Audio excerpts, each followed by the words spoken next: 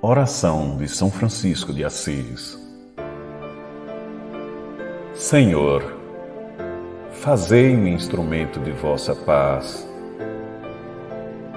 Onde houver ódio, que eu leve o amor. Onde houver ofensa, que eu leve o perdão. Onde houver discórdia, que eu leve a união. Onde houver dúvida, que eu leve a fé. Onde houver erro, que eu leve a verdade. Onde houver desespero, que eu leve a esperança. Onde houver tristeza, que eu leve a alegria.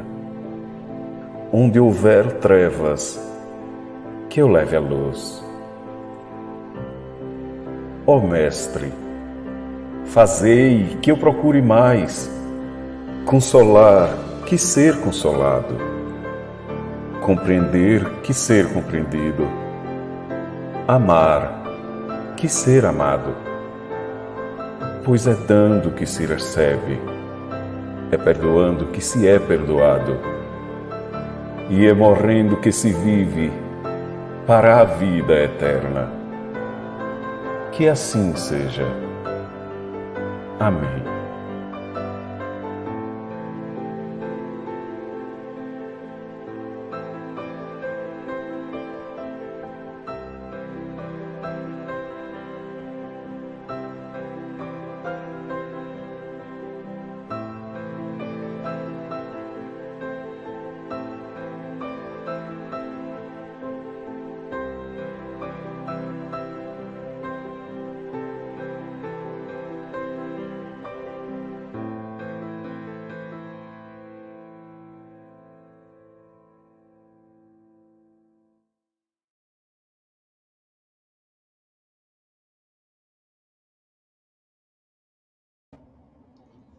Prezados companheiros, prezadas companheiras, muito boa noite. Estamos dando início ao nosso programa Espiritismo e Vida, nesta quinta-feira, dia 25 de novembro de 2021, no nosso webinário tradicional de todas as quintas-feiras. Rogamos ao Divino Mestre Jesus bênção e paz para todos aqueles que nos acompanham neste instante.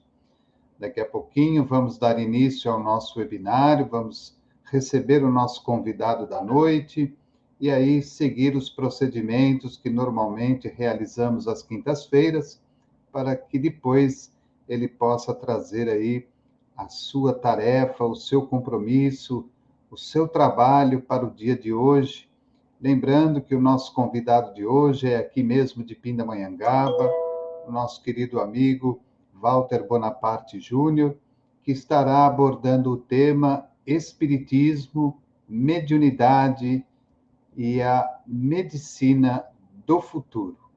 Então, nós vamos aí a um vídeo e daqui a pouquinho já voltamos para recepcionar o nosso convidado da noite.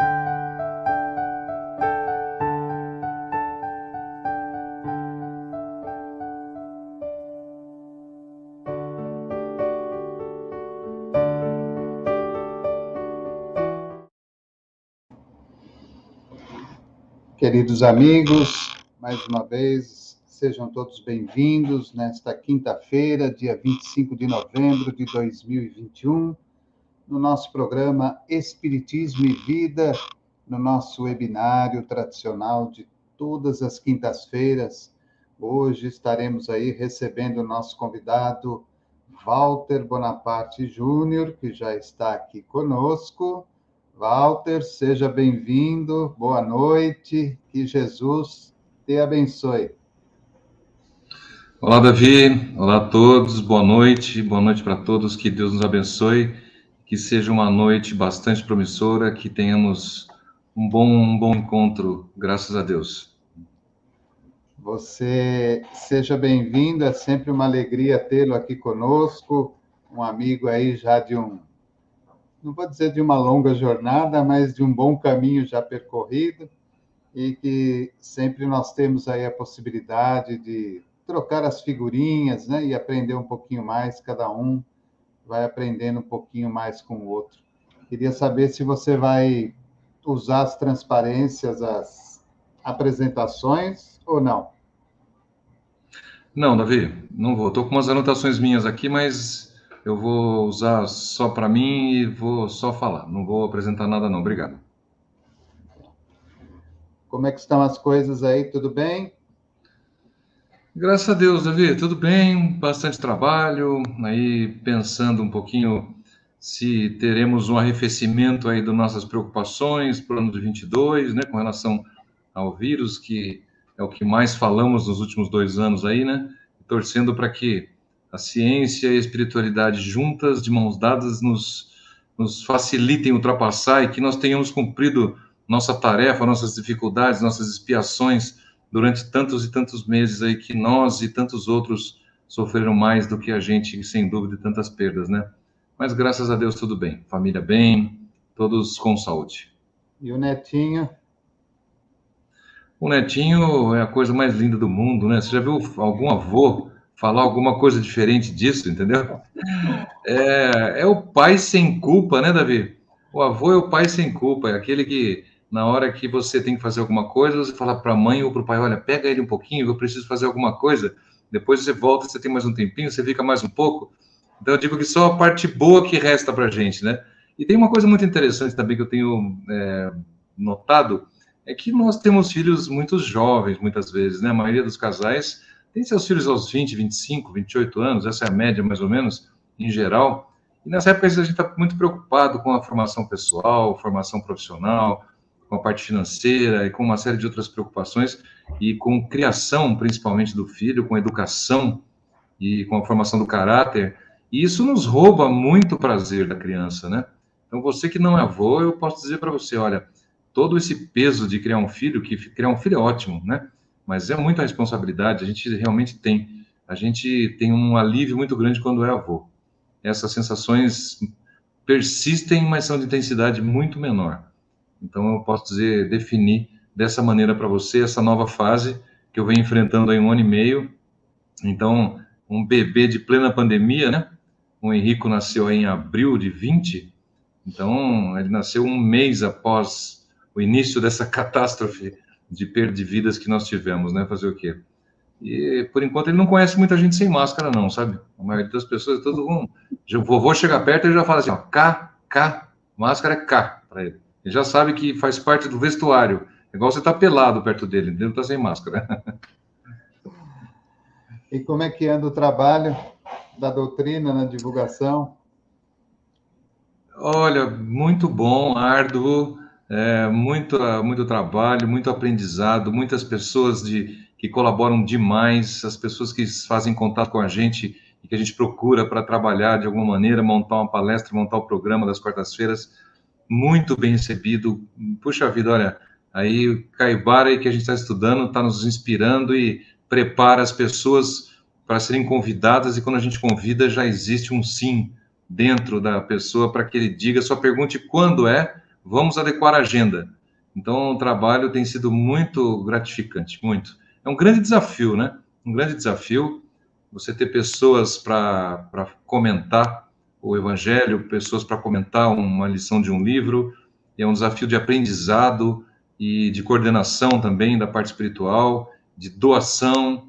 Então a gente precisa aprender a viver as vidas de maneira, não vou dizer paralela, porque a espiritualidade somos nós, né? Mas a vida profissional muitas vezes tem que separar um pouquinho as coisas e pensar um pouco na parte de dia, na parte profissional, mas à noite a gente parte para o estudo e para os programas. Então, mas tem sido muito gratificante. Eu sinto uma evolução muito grande, graças a Deus mesmo. Eu agradeço. Que bom. Então, vamos ao nosso início? Vamos. Então, vamos dar início, vamos à nossa vinheta, as nossas vinhetas tradicionais das quintas-feiras, e aí voltamos para a nossa prece e a nossa apresentação do convidado, para quem ainda não teve a oportunidade de conhecer. Então, vamos lá.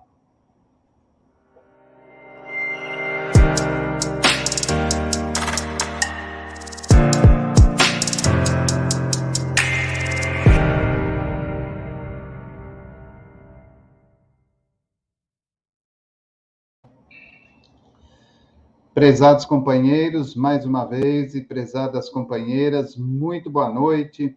Estamos dando início nesta quinta-feira, 25 de novembro de 2021, ao nosso tradicional webinário do programa Espiritismo e Vida.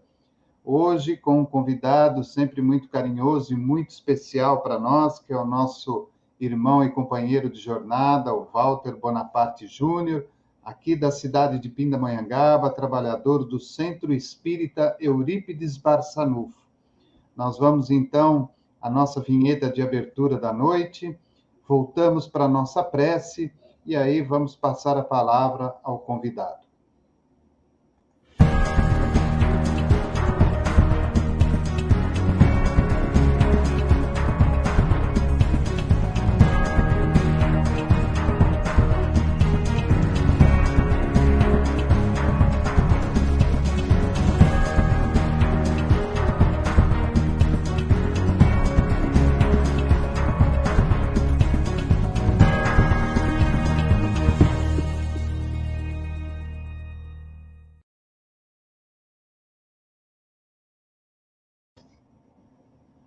Querido Mestre Jesus, mais uma vez queremos te agradecer por este momento e por esta oportunidade.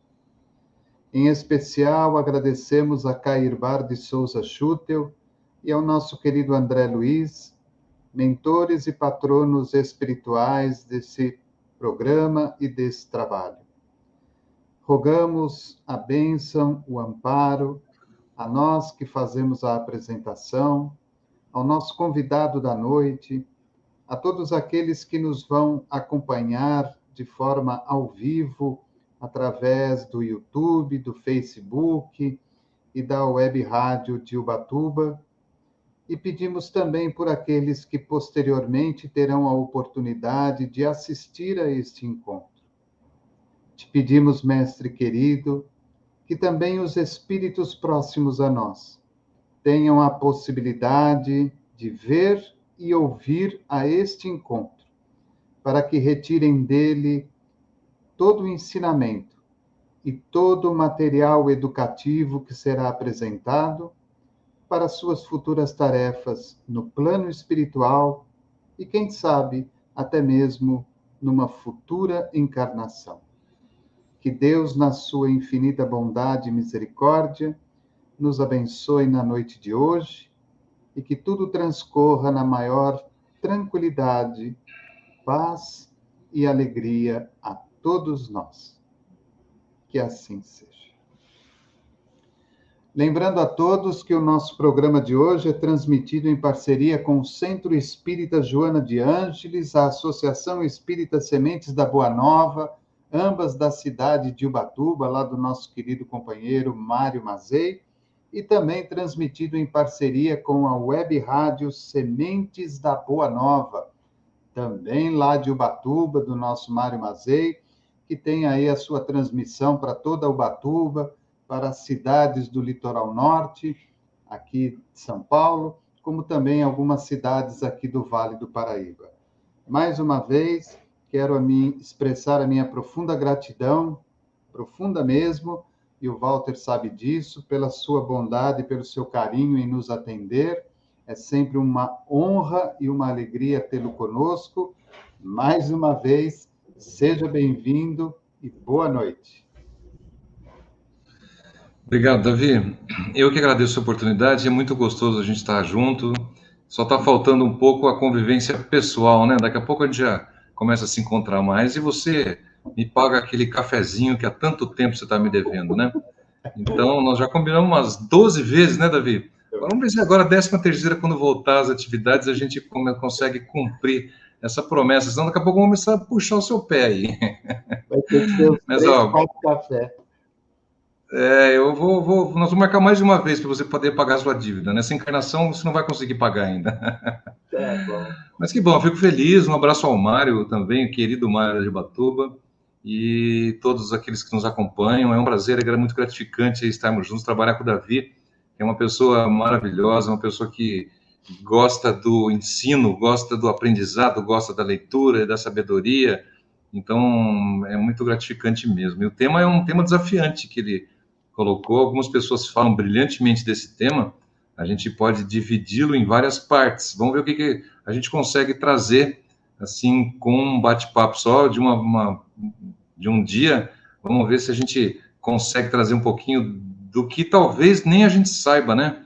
Nem a gente saiba, porque quando o tema inclui a mediunidade e medicina do futuro, então, como nós não estamos no futuro e não somos ainda capacitados para enxergar dessa maneira, a gente faz um exercício de análise do que já existe e daquilo que nossos irmãos de outros planos nos trazem, o que os livros dizem, ou aqueles deste plano também, que muitas pessoas estão explorando esse tema. Vamos usar algumas informações de outros autores aí conhecidos, e vamos ver o que a gente consegue trazer de ideia, né, nesse bate-papo. Mas o tema é muito bom, muito, muito útil.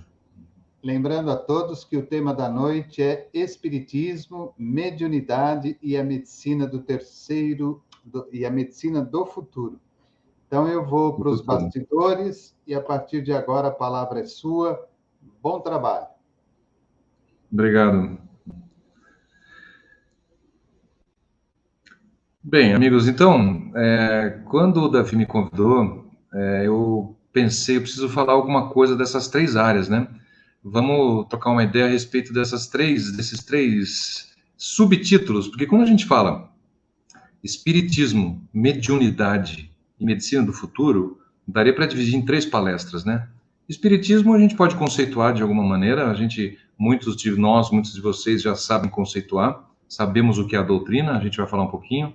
A mediunidade também, mas às vezes algumas pessoas têm mais dificuldade de entender o que é a mediunidade, o que ela faz, qual o seu papel, quem é médium, quem não é, né?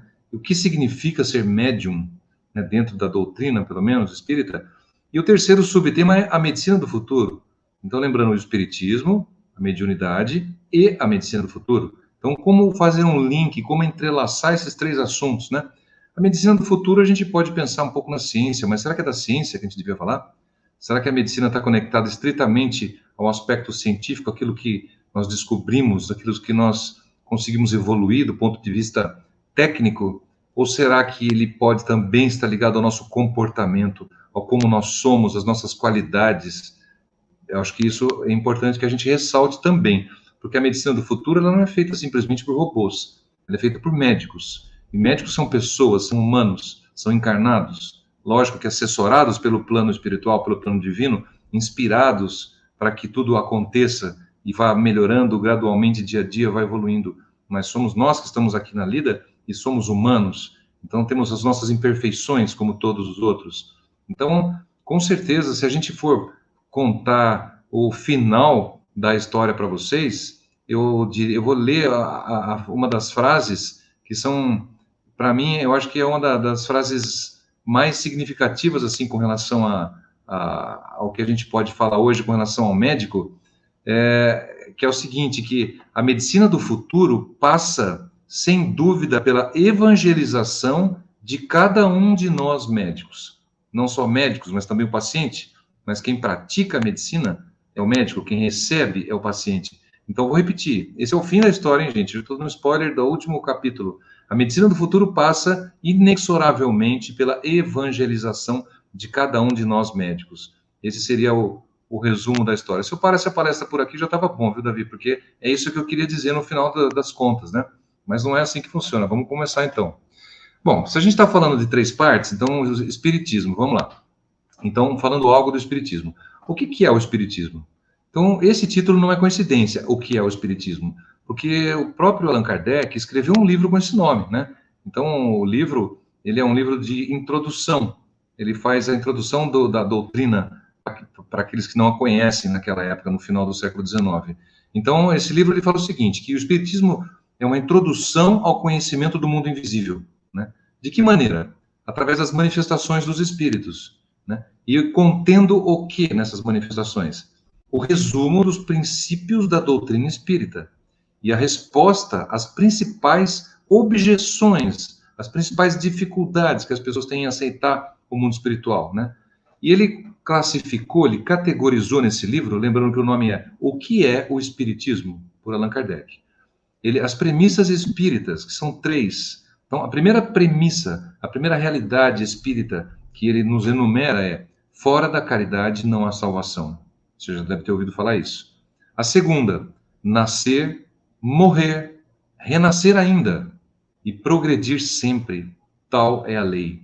Essa é a segunda realidade.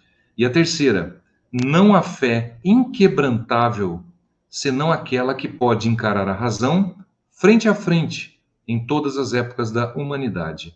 Então, essa é a definição de espiritismo dentro desse livrinho do modo carinhoso, porque é um livro pequeno, mas é um livro gigante por dentro em seus conceitos, né?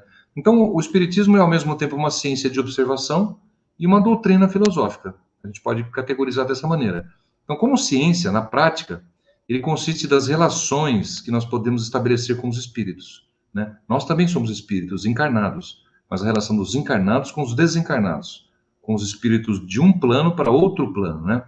E como filosofia, ele compreende todas as consequências morais desta relação, que decorrem dessa relação.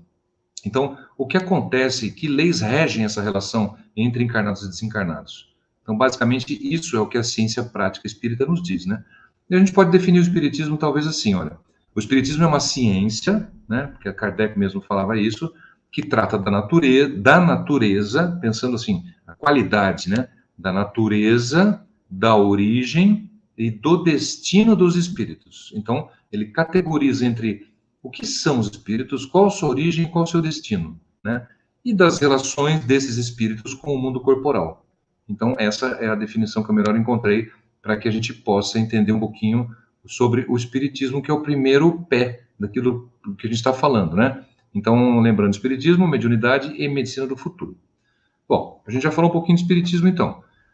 Quando a gente conceitua mediunidade, então, mediunidade, eu começo falando para vocês do livro dos médiuns, que Allan Kardec escreveu, que no seu capítulo 15, ele define da seguinte maneira: todo aquele que sente, num grau qualquer, a influência dos espíritos é, por este fato, médium. Esta faculdade é inerente ao homem, não constitui, portanto, um privilégio exclusivo. Pode, pois, dizer-se que todos são mais ou menos médiums. Olha que interessante. O próprio Kardec dizendo que todos são, em algum grau, né? Que não é um privilégio de alguém. Isso a gente pode ver depois, que dizem até que nem privilégio é, né? Nós temos que trabalhar essa faculdade mais aflorada. E tem também a questão 459 no Livro dos Espíritos, de Kardec, que ele vem com uma questão e uma resposta bastante interessante. Quando Kardec, já que ele está analisando as influências morais e essas relações entre os espíritos de vários planos, Kardec faz a seguinte pergunta: os espíritos influem sobre nossos pensamentos e ações? Eles têm influência sobre aquilo que eu faço? Aquilo que eu vou agir em um determinado momento, ou sobre o que eu estou falando agora, ou quando eu estou brigando com alguém, ou quando eu estou elogiando alguém? Será que eles têm influência sobre aquilo que eu estou fazendo? E aquilo como eu estou agindo? Então, olha a resposta dos espíritos. A este respeito, a influência dos espíritos é maior do que podeis imaginar. Muitas vezes, são eles que vos dirigem. Então, a espiritualidade responde para Kardec que não só tem influência sobre nós, nossos irmãos desencarnados, como muitas vezes eles nos dirigem. Agora, como que eles nos dirigem, né? Como? Para onde? De que maneira? Aí está muito ligado àquilo que nós somos. Qual é a energia que nós emanamos? Qual é, a sintonia que nós temos? Então, em que pensamos? Então, da mesma maneira que você pode sintonizar uma rádio ou sintonizar uma televisão, você pode sintonizar boas ou más energias. Então, essa relação é estabelecida de acordo com a energia, com aquilo que você emana. Então, a frequência na qual você sintoniza são os irmãos que você vai também receber essas influências, porque Kardec já teve essa informação e nos passa através do Livro dos Espíritos, na questão 459. Então, ele diz o seguinte também, que mediunidade é a faculdade humana, é uma faculdade humana, é natural nossa, e trata da relação entre os homens e os espíritos, né? Falando um pouco de Herculano Pires, um grande autor, onde Emmanuel diz que é o melhor metro que já mediu Kardec, definição de Emmanuel para Herculano Pires, né?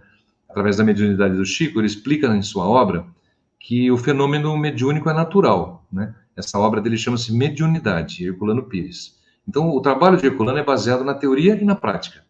O embasamento dele é mais teórico, científico, produto de uma vida de estudos de todos os livros, todas as obras da doutrina de Kardec, né? E, no caso, uma grande reflexão em cima do livro dos médiuns. Por isso que o livro tem como titularidade Mediunidade, né? Então, ele foi um fiel discípulo de Kardec, e ele dividiu a mediunidade, é interessante isso, nem eu sabia, eu aprendi estudando aqui agora, que ele explicou a mediunidade como estática e mediunidade dinâmica. Depois você me conta, Davi, se você já sabia disso, porque Herculano disse isso, que a mediunidade estática é aquela que é a interação constante entre os encarnados e desencarnados. Agora, por exemplo, né, nós estamos em contato constante com os nossos irmãos desencarnados, né, sem que a gente queira, sem que a gente esteja programando. Mediunidade estática. E a mediunidade dinâmica é aquela onde nós firmamos um certo compromisso mediúnico. Talvez agora eu esteja numa uma mediunidade dinâmica, talvez não, com certeza eu estou tendo assessoria de seres mais inteligentes do que eu, mais capacitados, e eles estão nos assessorando, nos intuindo para que aquilo que eu possa falar seja útil para as pessoas que estão me ouvindo agora ou em algum momento. Então, essa é a mediunidade dinâmica. Muito interessante esse conceito, né? E também a Heloísa Pires disse, que é filha do Herculano, ela definiu também o seguinte, que mediunidade é apenas comunicação. Então, temos alguma mediunidade, estamos apenas nos comunicando, né? Aí ela fala na sequência, aprendamos a sintonizar com as luzes. Aí ela já quer dizer o seguinte, estamos nos comunicando com quem? Com altas luzes, médias luzes, baixas luzes, espíritos quais estamos nos conectando? Esse é o grande X da questão da mediunidade, né? Então, chegando nesse ponto da definição, a gente pode dizer em termos mais precisos que a mediunidade é a manifestação do espírito através do corpo. Então, num ato mediúnico qualquer, tanto pode se manifestar o espírito do médium, né? Vamos supor que eu sou médium e eu sou um espírito encarnado. Esse corpo está sendo utilizado por um espírito de nome Walter hoje, né? Então, esse espírito pode ser utilizado, esse corpo pode ser utilizado por mim como espírito Walter e também por um outro espírito pelo qual eu posso atender e servir através da mediunidade, por intuição, da minha psicofonia, da minha psicografia, enfim, diversos tipos, clarividências, diversos tipos de mediunidade. Então, como é que a gente pode desenvolver isso? Então, a gente pode chamar de educação mediúnica, é o que chamamos de educação mediúnica, a gente aprender a lidar com ela, né? Então, na proporção que aquele que é médium vai aprendendo como espírito, ele vai controlando a sua liberdade, ele pode selecionar suas relações espirituais de uma maneira mais adequada, né? A mediunidade vai se aprimorando, vai se tornando uma coisa, um ato mais seguro no dia a dia daquele médium.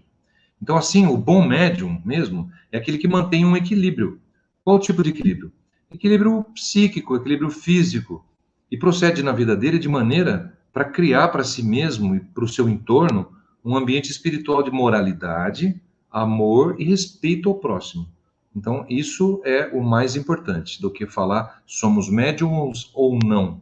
Sim, mas então a gente não é o bom médium, também a boa pessoa precisa criar o quê? Esse mesmo equilíbrio psíquico-físico, para que a gente tenha um ambiente espiritual dentro da moralidade, do amor e respeito pelo próximo, né?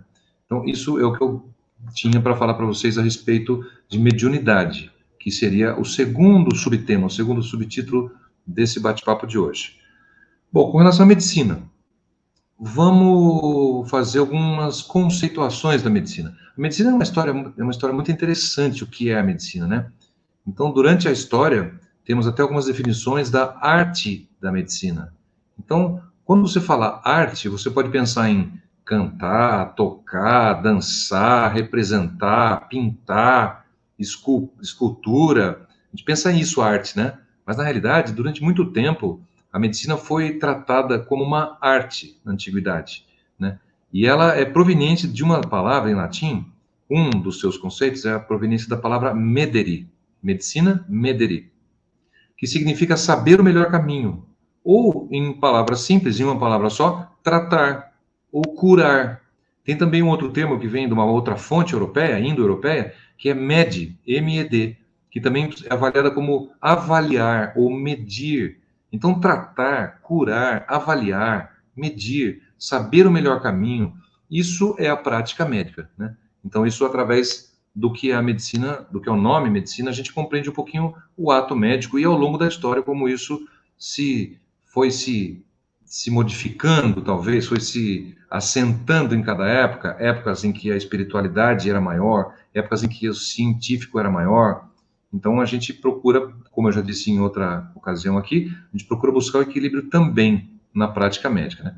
Então, a gente sabe que desde as suas origens, a medicina, ela tem a ação de curar, aliviar. E ela foi concebida inicialmente como uma arte, mais do que como uma técnica, né? E até no passado, feiticeiros eram confundidos muitas vezes com médicos, né? Não existia uma clareza de informações a respeito de medicina, ou se era uma feitiçaria ou uma bruxaria. A gente sabe bastante isso. Um livro bem interessante, que tem filme também, se vocês quiserem ver, é O Físico. Trata de um cristão no século XI, que vai fazer faculdade de medicina, onde era proibido falar do cristianismo. E a gente está falando entre a divisão, entre a alta e a baixa Idade Média, século XI. O Físico.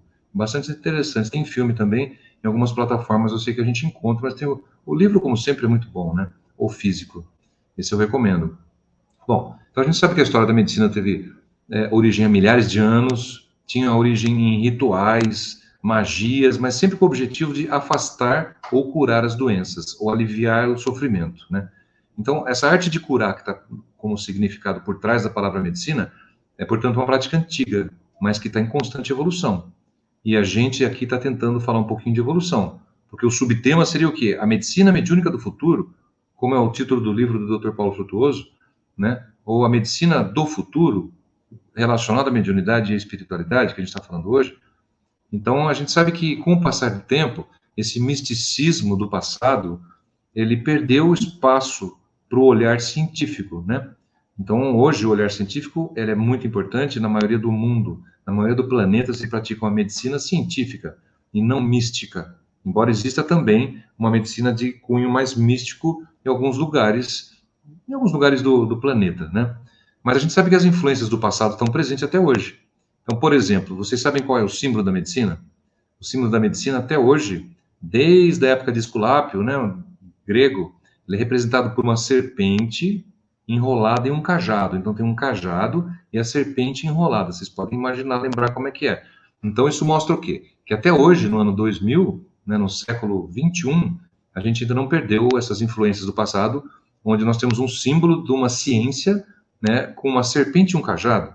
Então a gente vê que isso ainda se mistura bastante, né?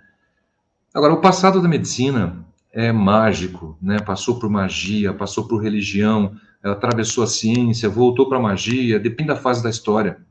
Nós não somos hoje donos da verdade. Hoje nós somos simplesmente uma fotografia da realidade atual. Da mesma maneira que o físico no século XI, se ele estivesse falando para vocês, e nós talvez estivemos lá, né? Talvez eu tenha sido médico no século XI, também não sei. Talvez a gente pensasse, puxa, essa é a realidade. Sim, a realidade do momento. Mas nossa vida não é uma foto, nossa vida é um filme. Então vai andando, aquilo passa para trás. Então hoje estamos falando dessa maneira. Amanhã não saberemos como será, né? Então ela tem raízes nas culturas da antiguidade, né? em sistemas que se baseavam em sistemas mistos de religião e magia. Mas alguns povos antigos merecem um pouco de destaque. Falando rapidamente, para que não fique cansativo, nós temos, por exemplo, os egípcios, 3.000 anos antes de Cristo, ou seja, 5.000 anos atrás. A civilização egípcia, 6.000 anos, 5.000 anos de hoje para trás, né? Imagina o que isso significa. Nós não temos esse conceito de tempo tão extenso, de uma compreensão fácil, o que são 5.000 anos, né? A gente não consegue imaginar muito bem. Então, a medicina egípcia, ela foi um dos marcos da medicina. Por quê? Porque na medicina egípcia, é onde surge o primeiro nome de um médico, um nome de uma pessoa. Eu me chamo Walter, eu estou aqui hoje como médico, né? E existiu um nome do primeiro ser encarnado que era chamado de médico, que chamava Imhotep, né? Imhotep, como queiram, né? O nome dele é o que a história registra, né? Que é o primeiro médico conhecido pelo nome. Olha que interessante. 3.000 anos, 2.850 anos atrás, né? E ele escreveu diversos e diversos livros e tratados a respeito da parte médica, né? E eram os papiros médicos mais importantes da antiguidade, né? E descrevia ferimentos, tratamentos de cirurgias, né? E abandonando, aí que é importante, abandonando um pouquinho esse veio religioso. Nessa época, 3.000 anos atrás, ou 4.000 anos atrás, no Egito, né? E essa pessoa, esse irmão, nessa encarnação, morreu nessa época, mais ou menos 2.500 anos antes de Hipócrates, que é o pai da medicina hoje considerado, né? Então, e olha que interessante, 100 anos após sua morte, essa pessoa, esse Imhotep, foi considerado um semideus. 100 anos depois que ele morreu, era um semideus médico. Tinham estátuas que diziam que Imhotep era o deus da cura, né? Então, ele foi elevado à categoria da divindade. Depois a gente tem os babilônios, mais para frente um pouquinho, né? Que aí já eram sacerdotes. Então eles curavam principalmente transtornos mentais. A medicina da época era possessão de demônios, rituais religiosos. Então a contribuição desses curadores foi muito grande, uma vez que eles descreveram em grandes detalhes e descobriram alguns princípios médicos, né? Tanto os egípcios quanto os babilônios tinham a conservação dos cadáveres, né? No caso dos egípcios, as múmias. Então eles dissecavam o cadáver, conheciam os órgãos humanos. Então isso foi um impulso muito grande naquela época, né? Então é bastante importante. Depois os hebreus, né? Os judeus na sua época também, eles acreditavam que Deus era o único responsável pela saúde, pela doença. Então também foram importantes porque passaram a se preocupar com a comunidade, com a sociedade, com a medicina social, com a higiene, com as pragas, e adquiriram um vasto conhecimento anatômico, né, que já estava vindo desses outros povos, também por causa dos animais que eram sacrificados. Eles também estudavam anatomia, como até hoje, né, gente? Na faculdade de medicina ainda se estuda anatomia de animais. Depois tivemos os hindus, né? A medicina oriental a gente às vezes não conhece muito aqui no Ocidente. Nós tivemos os hindus que faziam as práticas médicas, os rituais de encantamento também, que dividiam em forças da destruição, que chamavam de Shiva, e as forças da restauração, que eram as forças de Vishnu. Eram dois deuses, que um destruía, outro construía, porque não há saúde também, né, os hindus. E muitas das causas de doenças foram encontradas por esses povos, né. Os gregos já vieram modificar muita coisa. Passando na sequência, na cronologia, a gente entra nos gregos, né. Então, como a religião e o sacerdócio não predominava na cultura grega, então o cotidiano dos gregos não era parte disso. Então a medicina dos gregos era mais científica, mais técnica, era menos ligada ao misticismo, né? Então esses rituais mágicos foram rapidamente abandonados pela Grécia, né? E diversas navegações e foram conhecendo coisas fora da Grécia e trazendo muito para o lado racional da ciência. Os gregos fizeram isso. E aí a coisa foi evoluindo, mudando, teve Hipócrates nessa época, mais ou menos uma época parecida com Sócrates e Platão. Depois de 500 anos tivemos outros também importantes. E aí a gente vai avançando na história, ainda estou falando um pouquinho da história, eu não falei nada de futuro, né, gente? Por enquanto eu estou falando de passado. Então a gente tem a Idade Média, né, que era conhecida como Idade das Trevas. Hoje os historiadores estão tirando esse nome. Eles falam que na Idade das Trevas, entre aspas, que é do século V ao XV, né, que divide a Alta Idade Média do século V ao XI. Depois do XI ao XV é a Baixa Idade Média, mais perto da gente. foi a época onde os países europeus se formaram. Então, um grande tempo de obscuridade de formação dos povos, né? Mas aí veio o século XVI, em que 1500, 1600, grandes personagens da história, liberdade, renascentismo na Itália, então a coisa mudou muito grande, época de luzes que foram mudando, onde a monarquia foi criada, acabou o feudalismo, entrou os monarcas, então grandes diferenças. Depois do século XVII e XVIII foram marcados também pelos métodos de diagnóstico. Então os primeiros exames foram inventados, os primeiros aparelhos médicos, o estetoscópio, por exemplo, né, aparelhos de medição da pressão sanguínea foram inventados no século XVII para XVIII. Então essa expansão do conhecimento fez com que os médicos da época pudessem intervir de uma maneira diferente, né? E eles passassem a identificar as doenças, essas patologias, esses distúrbios físicos e mentais com uma precisão muito maior, né? E aí temos o século XIX. O século XIX é marcado pela asepsia, pela limpeza, por materiais cirúrgicos, né? Então foi quando foram descobertas as bactérias, aí mais para frente os vírus, o tratamento das bactérias, hoje até de alguns vírus também. E a gente veio vindo evoluindo, evoluindo, evoluindo. Então o papel da medicina é muito importante na sociedade, né? Então essa medicina toda que eu falei para vocês, ela tem um efeito hoje como marco histórico atribuído a Hipócrates, na Grécia. Então, hoje pensa o pai da medicina, Hipócrates, né? Embora tenham tido outros pais em épocas mais antigas, hoje a medicina adotou ele como sendo o seu representante, né? Que se dedicou muito a estudar e tirou o paradigma da religião de dentro da medicina, né? Ele ficou conhecido como o maior crítico da medicina moderna, porque ele usava as correntes filosóficas e traçava hipóteses, né? E tirava a divindade da doença muitas vezes. Ele cuidava do corpo, né? Então, esse ato teve uma importância muito grande. Então, nesse cenário de renascimento cultural, a gente sabe que a partir do século XVI tudo foi mudando, né? Tivemos diversas coisas chegando aqui no nosso século XX, século XXI, que nos proporcionam a medicina que nós conhecemos hoje, com aquilo que nós somos, né? Lembra que eu falei lá no comecinho? A medicina que nós temos, ela é responsabilidade dos médicos que nós somos, das pessoas que nós somos, da capacidade que nós temos, do vínculo moral, daquilo que nós pensamos, como nós nos comportamos com relação nós, aqui estamos falando da moral cristã. Então a medicina vem atrelada ao comportamento, ao merecimento, e isso vai se descobrindo pouco a pouco. Então por aí a gente pode tirar um pouquinho de uma noção sobre a medicina do futuro, porque a medicina do futuro vai depender das nossas qualidades, não como cientista, mas como pessoa. Nós, pessoas melhores, teremos maior capacidade, teremos mais condições de descobrimento de sintomas e de invenção de exames, de outras capacidades que nós desenvolveremos do ponto de vista espiritual, né? Quando a gente fala disso, não tem como não citar o Dr. Paulo Frutuoso. O Dr. Paulo Frutuoso é um médico, para aquele que não conhece, nascido em 1949, no Rio de Janeiro, um cirurgião geral, oncologista e trabalhador da Casa de Frei Luís. Trabalhou com materializações por décadas, né?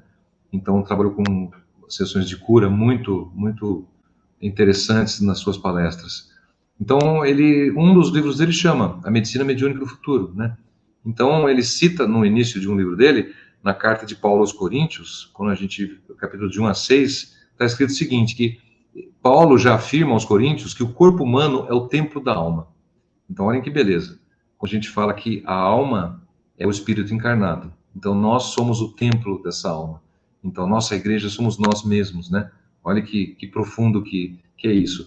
Isso transfere para nós, eu falo nós porque eu sou médico, uma responsabilidade tremenda, né? Pois cabe sempre para um de nós médicos tratar as enfermidades de quem? De todos nós que viemos com imperfeições, né? E temos uma tentativa de concretização das missões assumidas no plano espiritual, né? Por um espírito que vai encarnar e vai trazer com ele um planejamento encarnatório junto com ele para a Terra. Então, o médico ele é responsável, em grande parte, por esse tratamento. Então, por isso a medicina é considerada tão importante, né? E o ponto de vista da medicina e a mediunidade. Então, a gente sabe que todos os médicos são protegidos, querendo ou não, sendo ateu ou não, acreditando em Deus, em Jesus, ou na espiritualidade, ou na imortalidade da alma ou não, todos são protegidos. Então, isso já é uma máxima, a gente sabe que a espiritualidade nos conta isso, né? pode passar desapercebido ao médico, ao colega que está operando, está atendendo, mas a gente sabe que isso acontece. E esses irmãos podem enxergar através da transparência dos tecidos, podem, por captação telepática, podem diagnosticar problemas genéticos, fazer a leitura do DNA e nos levar a uma percepção diferente. Então, nós temos essas pessoas, esses colegas, esses amigos, esses irmãos, guias, né, como grandes auxiliares no tratamento médico, né? Que enquanto a gente atua no corpo físico, eles estão atuando no corpo espiritual do paciente e também estão nos intuindo, o que é mais importante. Então, essa é a grande importância que tem da colaboração do plano espiritual na medicina. Então, novamente, o futuro da medicina, nós estamos falando de novo. Qual é o futuro? O futuro vai ser quando nós, médicos, tivermos a capacidade que esses guias hoje, que estão ao nosso lado, aqui e aqui, nos dão. Então, hoje, esses guias conseguem fazer coisas no paciente que nós não conseguimos. Conseguem enxergar através da pele, conseguem fazer fusão de tecidos sem que a gente coloque um parafuso, eles conseguem trocar uma válvula cardíaca sem que é preciso abrir o peito do paciente. Então, nós vamos desenvolver pouco a pouco, década a década, século a século, milênio a milênio, essa medicina mediúnica do futuro. Nossa capacidade vai se exacerbar. Nós vamos ter condições de fazer muito mais coisas do que hoje e vai representar para a gente um sexto sentido. É aquele sentido que a mulher já tem, sabe? Mas que o médico vai adquirir ainda. Então, imagina a médica, a mulher, como é que ela é, né, Davi? Então, ela é muito mais capacitada do que a gente, isso não tem nem dúvida, né? Espero que a Mônica esteja me ouvindo.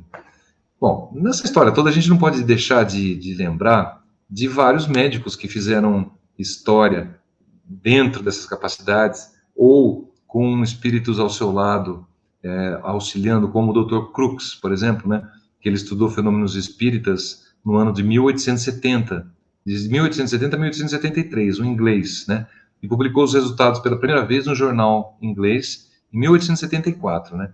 Aí um dos representantes da academia, que duvidou do que ele descrevia desses experimentos, né? Ele, na condição de membro da Sociedade Real de Londres, ele fez é o William Crookes, o nome dele. Ele fez uma defesa dizendo o seguinte, que no início ele não acreditava nesses fenômenos, né? E aí depois ele passou a acreditar por causa das experiências que ele passou. Então ele falou o seguinte, olha, não digo que isso seja possível, afirmo que isso é verdade. Vejam bem que interessante, a primeira parte que ele fala, não digo que isso seja possível. Por quê? Os fenômenos de materialização espiritual e de cura que ele via, ele não achava possível, mas ao mesmo tempo ele afirmava que era verdade, porque ele via com os próprios olhos. Então olha que choque de culturas dentro desse profissional, né? Muito interessante. E nessa linha também, o escritor Victor Hugo, que viveu na França também, no século XVIII, ele afirma o seguinte, que evitar esses fenômenos espíritas, né, ou deixar de prestar atenção nesses fenômenos espíritas, né, que o fenômeno tem direito de ser observado, na realidade é faltar com o que se deve à verdade. Ou seja, como você vai negar fenômenos que você está presenciando? Como é possível, né? Então a Academia Real Inglesa negava. Então, tanto o Victor Hugo quanto o William Crookes, eles falavam dessa maneira. Os dois se tornaram espíritas depois dentro da doutrina de Kardec. E isso fez uma diferença total. Bem, então, a gente nos encaminhando para o final, a medicina do futuro dá para a gente quantificar da seguinte maneira. Talvez é aquela na qual o homem, que é o médico, cada vez mais se espiritualiza e que tem acesso, consequentemente, a técnicas cada vez mais avançadas, como a gente já vem falando, que nos são permitidas pela alta espiritualidade e que vem nos acompanhando ao longo do tempo. Isso não é novidade, né? Desde que existiu a primeira pessoa que praticou algum tipo de cura, muito antes de Jesus, que foi o máximo do médico da Terra, né? Já existia uma proteção espiritual dentro daquela pessoa. E uma coisa interessante que eu trago para vocês, que o Davi também já sabe, já viu, é que dentro do SUS, do nosso Sistema Único de Saúde, hoje foram incluídas, hoje não, já há algum tempo, foram incluídas de alguns anos para cá, as chamadas práticas integrativas complementares. Então, por exemplo, não sei se vocês sabem, mas a imposição de mãos, como o passe espírita, ou como em outras religiões, outras doutrinas também se usam a mão para energia, dentro do SUS existe uma justificativa. Por que a imposição de mãos foi aceita pelo SUS como uma prática integrativa de saúde? A justificativa, vejam bem, é o seguinte: a imposição das mãos próximo ao corpo da pessoa para transferência de energia para o paciente. Então, isso já está definido dentro do Sistema Único de Saúde brasileiro, né? Então, o médico do futuro, ele não vai se guiar apenas por exames clínicos. Nossa capacidade vai se expandir enormemente. Não vai se guiar só por exames laboratoriais, por imagens maravilhosas. As imagens nós vamos ver com nossos olhos, né? Cada vez mais sofisticadas e mais profundamente. Então, nós vamos usar nossos poderes extrasensoriais. Porque nosso sensório hoje, a gente tem um tato. Nosso tato vai ser muito mais aguçado. Nós temos uma visão. Nossa visão vai ser muito mais profunda dentro dos tecidos, né? Então, nós temos nosso olfato. Então, hoje você pega, por exemplo, um cachorro que tem um olfato muito, 5.000 vezes mais apurado do que o do homem. Então, ele sente cheiro. E o tubarão, como é que o tubarão... Agora, né, tem falado de tubarão aí, nem é muito bom falar nisso, mas sente o cheiro de sangue a não sei quantos quilômetros de distância na água. E o nosso nariz? Nosso nariz sente qual o cheiro, né? Será que a gente vai se desenvolver igual um tubarão, igual um cachorro? Sim. Nossos sentidos extrasensoriais vão se multiplicar. E isso vai fazer com que o médico tenha grandes poderes no futuro, né? Então ele vai poder detectar doenças, talvez, que eu me arrisco a dizer que não foram detectadas ainda no plano corpóreo. Talvez essas doenças ainda no plano espiritual, ainda atacando apenas o perispírito, que são karmas, talvez, de encarnações anteriores, o médico do futuro talvez vai poder detectar isso e antes que ela afete o corpo físico, está afetando o perispírito, vai poder tratar isso para que a pessoa tenha uma melhoria na sua qualidade de vida, né? Então, a gente traz para vocês também dentro da literatura de André Luiz, o Consolador, tem o instrutor espiritual de André Luiz, que é o Aniceto. Ele fala o seguinte, olha o que o Aniceto fala, André Luiz, o Consolador. No futuro, a medicina da alma absorverá a medicina do corpo. Olhem que beleza de frase, hein? Então, a gente sabe que, atualmente, a gente fornece alívio para a carne, né? Para o corpo material. Mas essa semelhante tarefa, no futuro, vai dignificar tratando a cura real, que é o tratamento da medicina da alma, né? Da mesma maneira que Jesus foi o grande médico das almas enfermas. Então, essa ajuda se efetuaria através do nosso desenvolvimento. Então, agora eu volto para a frase do início, gente, que eu dei o spoiler lá. A medicina do futuro passa inexoravelmente pela evangelização de cada um de nós médicos, né? E a palavra evangelho é uma coisa complicada também, hein, gente? Ontem o Rafael Lavarini estava fazendo o programa do estudo das parábolas com a gente, André Oliveira e o Rafael Lavarini, ontem. E ele estava falando da palavra evangelho. A palavra evangelho é muito complexa, porque a palavra evangelho, na realidade, Gamaliel, quando falou no Paulo Estevão, ele quis dizer para Paulo que aquilo seria fruto das mudanças, sinônimo de mudanças, através de um comportamento. Então, evangelho não é um livro, evangelho é um código de comportamento. Então, isso é bastante interessante que o Rafael Lavarini falou ontem para a gente na nossa live. Então, o que o médico do futuro vai ter? Como a gente vê nos livros que tratam desse assunto hoje, de medicina e futuro e espiritualidade, visão por transparência, visão microscópica, uma ultramicroscopia, detecção das energias obsessivas, como o médium hoje detecta, o médium vai detectar também, percepção entre patologias orgânicas e mentais diferentes, distúrbios genéticos, algumas marcas de vidas passadas que a gente pode ter, né? Então, vai atuar basicamente no fluido energético dos doentes, dos nossos irmãos. Então, esse basicamente é o que eu tinha para falar para vocês a respeito da medicina do futuro, o que eu li, o que eu procurei trazer. Inclusive, a gente questiona até o próprio planejamento inteligente da vida, né? Porque como é que duas células se juntam, por exemplo, para formar um corpo humano? Então, essa inteligência que está por trás do ser, ela vai nos ser fornecida, vai nos ser revelada com o passar do tempo. Então, esse aspecto vai chegar em nossas mãos um dia, não sei quando, não temos ideia de quando tivermos uma capacidade bastante ampliada. Existe uma escala de seres que também é citada pelo Dr. Paulo, de Kardashev e Galantai, que criaram a escala de seres exoplanetários, que tem classificação de 1 a 4, né? onde ele fala que do tipo 1, quais são os seres, enfim, os espíritos, né, planetários de qualquer globo, do tipo 1, são aqueles capazes de controlar toda a energia do próprio planeta, no caso da Terra. As radiações solares que aqui chegam, a força dos vulcões, dos ventos, das marés, terremotos. Nós estamos caminhando para ser esse grau aí, né, gente? Grau 1, caminhando para o 1. O 2. Os do tipo 2, os seres do tipo 2, isso tem bastante a ver com a medicina, teriam sob seu controle toda a energia atômica oriunda da estrela mais próxima, no caso o Sol. As do tipo 3.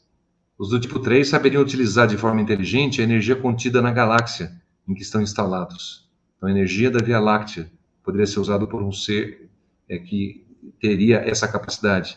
E a do tipo 4, o uso da Dark Energy, da energia desconhecida, até o nome, não se sabe que nome dá, né? Então, o próprio pensamento é a força motriz para que isso aconteça de maneira lenta e progressiva. Então, a gente fica com uma última citação de Victor Hugo também, que cabe aqui, um romancista, poeta, dramaturgo, que nasceu em 1802 e morreu em 1885. No começo eu não tinha essa informação. Ele fala o seguinte, olha, que na realidade tudo tem seu momento, né? Tudo tem seu tempo, a gente não fala isso? Então eu vou terminar para você dizendo uma frase de Victor Hugo que ele diz o seguinte: há uma coisa mais poderosa que todos os exércitos do mundo. Qual é? Uma verdade quando o seu tempo é chegado. Então, esse é a mensagem que eu deixo para vocês, que quando chegar nosso tempo, essa medicina do futuro vai chegar também, embora não saibamos quando.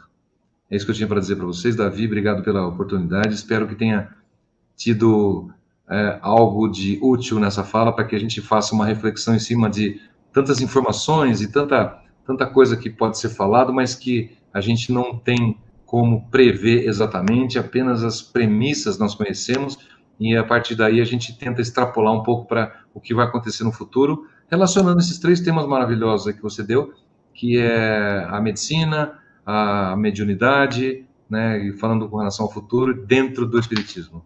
Obrigado, viu? Muito bom, Walter.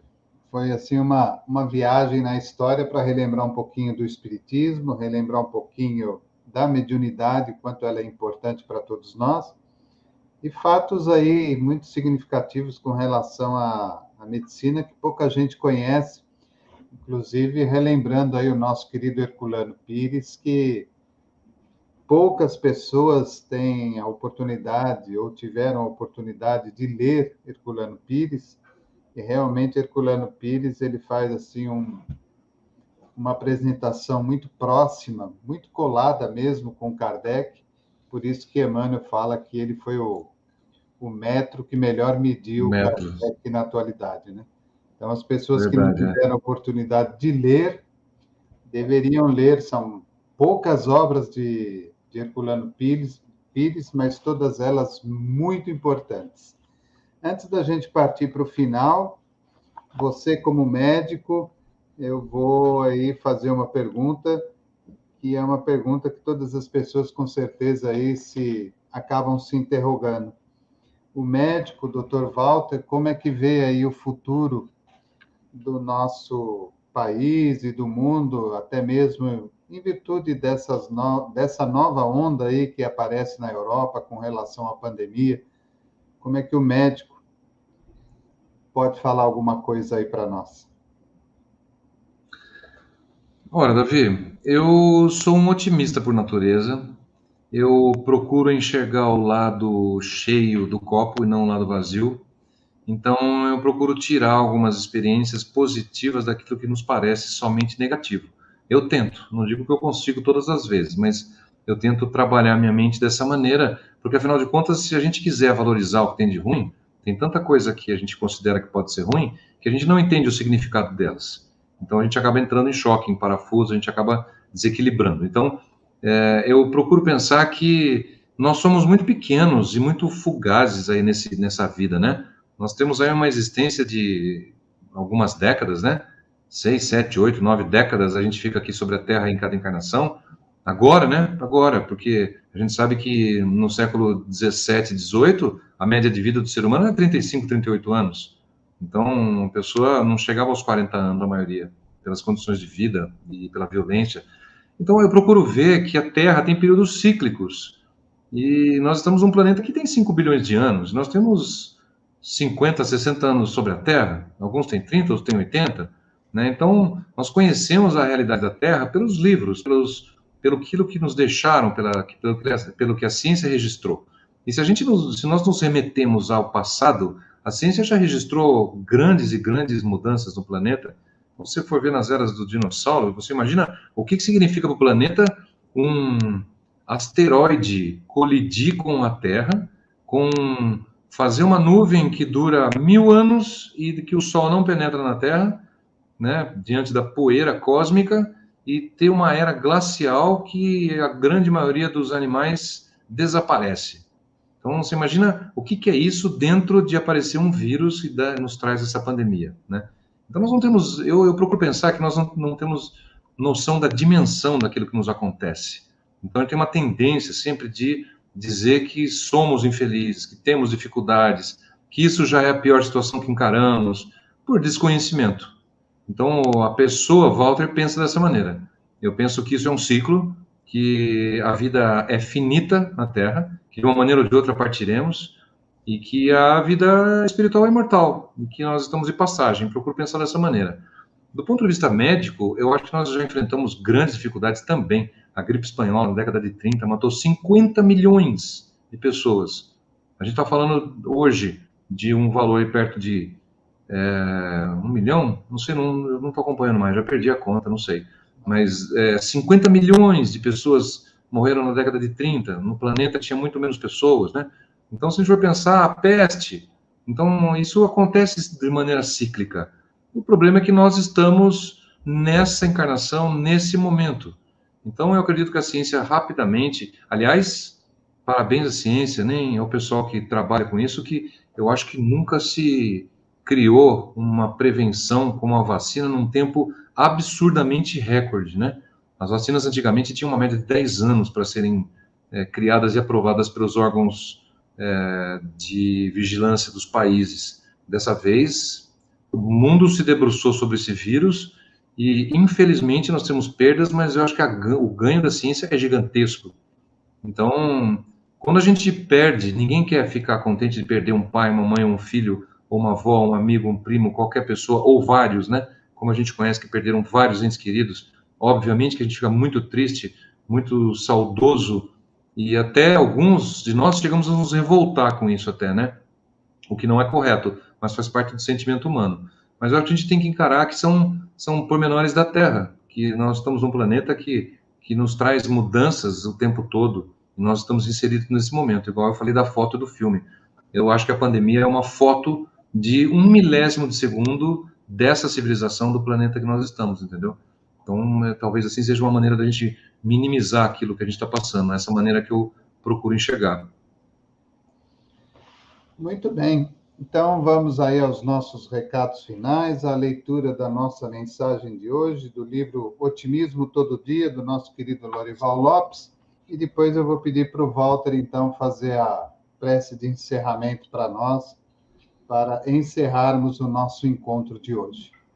Então, vamos primeiro à leitura da mensagem que caiu no capítulo 183, que diz o seguinte: force os nervos, a mente e o coração para corrigir o que há de errado, trazer nova expressão ao rosto e crescer como lhe compete. Com disciplina e esforço, você se aprimora e chega à vitória sobre si mesmo, ao acerto, à paz, à prosperidade tão desejada. Acredite poder progredir mais e ser feliz. Rompa as amarras, as barreiras, o pessimismo e se imponha como criatura que sabe do que precisa e o que quer. Plante novas ideias e não tema os problemas. Cresça, não dê valor ao vício, às coisas ilusórias e faça melhor o seu mundo. O corredor que chega primeiro é o que tem os passos mais firmes. Então, fica aí a nossa mensagem de otimismo para hoje, para o nosso final de semana. Lembrando que a nossa programação continua amanhã, às 21h15, sexta-feira, com a nossa série Reflexões Espíritas, apresentada pelo nosso querido companheiro Túlio Chipoletti, aqui da Casa Transitória Fabiano de Cristo, de Pindamonhangaba. Sábado, às 20 horas, o programa Fonte Cristalina, apresentado pelo companheiro Mário Mazei, de Ubatuba.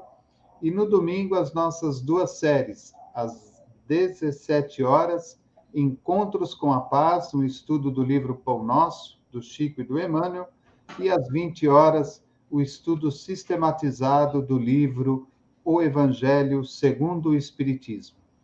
Quero, mais uma vez, agradecer a todos que nos acompanharam, agradecer àqueles que vão nos acompanhar, agradecer ao Walter e, como sempre faço, pedir a Jesus que abençoe a todos vocês, seus lares, suas famílias, seus trabalhos e todos os seus passos, com muita luz, com muita paz, com muita alegria e com muita saúde.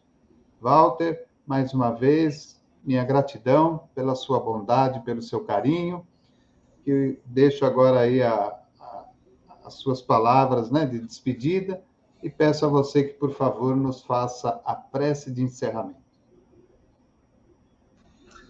Obrigado, Davi. Foi muito bom estar com vocês.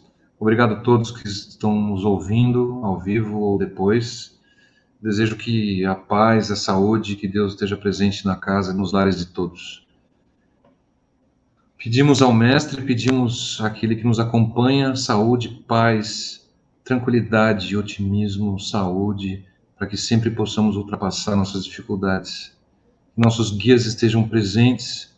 Pedimos para todos da alta espiritualidade que podem nos acompanhar, nos intuir, nos ensinar e nos acompanhar, para que sempre tenhamos uma vida melhor, para que possamos trazer aos nossos uma convivência mais agradável, uma estadia mais serena durante o tempo em que passamos aqui na Terra. Pedimos a compreensão de nossas faltas, pedimos que nossas imperfeições sejam sanadas pouco a pouco, que sempre nosso coração prevaleça, que a nossa atitude seja sempre honrosa, respeitosa, amorosa, carinhosa. Pedimos forças para enfrentar nossos problemas, nossas perdas. Pedimos nossos inspiradores do dia e da noite que sempre possam nos levar em desdobramento para mundos melhores, para planos superiores, e que possamos vibrar durante o dia de maneira positiva, para que aquilo que nos espera seja algo que nos acrescente, algo que nos traga mais felicidade. Pois, afinal de contas, a felicidade, o amor, é aquilo que buscamos nessa e em outras vidas. Pedimos Jesus sua proteção, a Caibar, André Luiz, protetores também, e que nos acompanham dentro dessas transmissões, e que abençoe o Davi e a sua equipe, que sempre nos traga muita paz e muita inspiração. E Jesus sempre presente em nossas vidas. Obrigado a todos, um grande beijo e até a próxima. Então, uma boa noite a todos, um bom descanso, um ótimo final de semana. Walter, um beijo no seu coração, um abraço na família, e estamos aí encerrando o nosso encontro da noite. Até lá.